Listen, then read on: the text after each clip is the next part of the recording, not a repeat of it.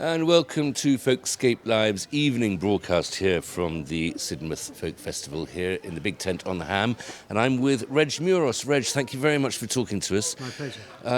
Just before we go on, I just want to talk about your album a little bit, Stolen from God. Just tell me what's that about? It's a song cycle, a 10-song cycle based on the story of the transatlantic slave trade. It's 10 songs that tell the story of the trade from the beginning, the first commercial ship, which sailed out of Plymouth, and the first town to petition for abolition, which was Bridgewater in Somerset. So I've kind of told it from a West Country perspective, being in a West Country now as we are. It is a very Devon story, sadly, and John Hawkins, the first slaver, was a Devon man. Yeah, and Hawkins appears in the very first song, which is the Jesus of Lubeck, which is the ship that Elizabeth I gave to Hawkins to go and pillage the Africas. And then the abolition of the trade. I live on the banks of the Humber, so I'm proud to talk about William Wilberforce as a local man for me. Yeah, and he features quite heavily as well. So we played the whole thing last night. We have an African kora player, which you have to hear to believe. He's a stunning musician, and the wonderful Cohen Braithwaite Kilcoyne, who's all over the festival and you'll know from Granny's Attic, and on concertina. So we've kind of covered the different sounds as well, of the West Africa and then the boats, that the nautical aspect as well. I spoke to Cohen this morning, and he was very proud of the fact it's not just a concertina; it's an Anglo concertina. Yes, I don't know what the difference is. Either impossible for me, so I don't know. Extremely important. So I like strings. Some of us are familiar and frets. Some of us just like to stay in E, don't we? Exactly. Yeah, or G in my case. Yeah. You were at the Manor Pavilion last night. Yes. I think we were the first act to sell it out this festival, so it was very, very satisfying to do that. So we had a packed house, and it was great. It's sort of these are kind of previews of the tour, if you like. We're actually touring it properly in October, September, October, Black History Month, and then through to next year.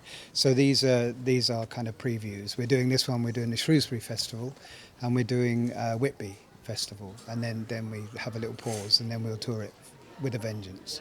Where can people get their hands on Stolen from God? They can go to my website, regmeuross.com, and that's probably the best place. Or you can come to this gig and you can buy one out of my box. Perfect. What are you going to be playing for us tonight? Well, I'm going to do a mixture. I'm a singer-songwriter, so I'm going to do some songs from my last album, England Green and England Grey. A mixture of songs, whatever feels comfortable up there, really.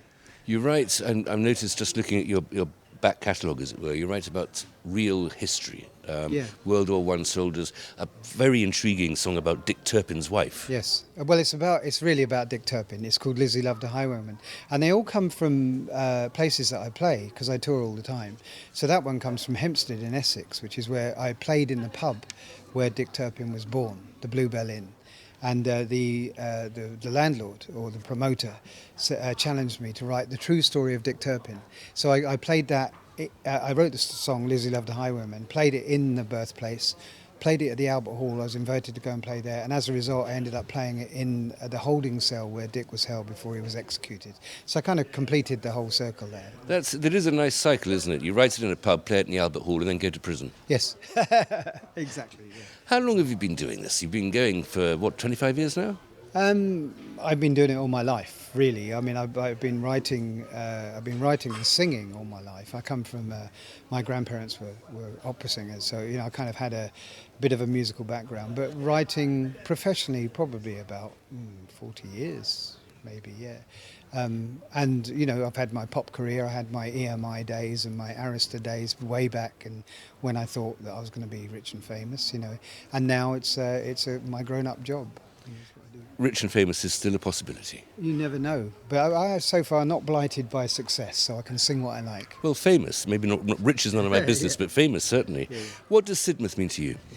I've been doing Sidmouth for 35 years. I first played Sidmouth when I was in a duo called the Panic Brothers, and we did the alternative cabaret circuit. And we played down here 35 years. Somebody sent me a flyer from this festival in which we played this week 35 years ago. So it's very close to where I live. I live in Somerset anyway. So it's practically my local festival. I love it, and it's probably the most beautifully situated festival apart from anything else. Reg, thanks And very the much. only festival where Martin Carthy will come and listen to your whole set. He's a very generous man, the patron of this festival. My favourite man. Reg, I won't keep you any longer because you've got to bounce on stage there and do your work, but thank you so much for joining us. That's brilliant. Thank you.